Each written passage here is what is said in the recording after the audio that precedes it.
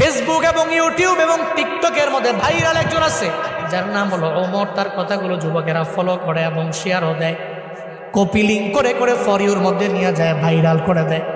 আমি গতকালকে তার একটা ভিডিও দেখলাম, তার মায়ের মানে সে কেমন এটা আমি জানি না, তবে এই ভিডিও দেখার পরে আমি দেখলাম যে মা পাগল ছেলেটা চোখের পানি ফেলায়া মায়ের জন্য কান্দে।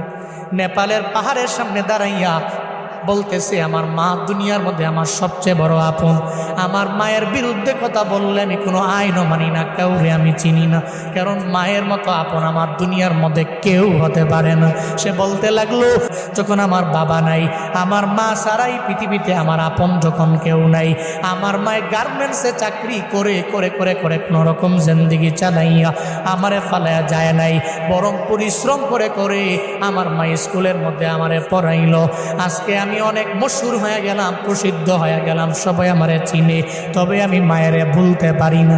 নেপালের পাহাড়ের সামনে দাঁড়াইয়া বলতে লাগলো, মা জীবনে কোনোদিন আপনারে আই লাভ ইউ মা বলা হয় নাই, আমি আপনারে ভালোবাসি, আমি আপনারে পছন্দ করি, এটা বলা হয় নাই। ওমর নামক ওই ছেলেটা বলতে লাগলো, এরপরে আমার আপন আমার নানি, যদি জীবনে কোনোদিন একটা হেরিয়ার গাড়ি আমি কিনতে পারি, আমার মায়েরে ওঠামো, আমার নানিরে ওঠামো। যুবকেরা তোমরা অন্যান্য বিষয়গুলো টিকটক দেখা দেখে অন্যজনরে ফলো করো, তবে এটা কেন ফলো করো না?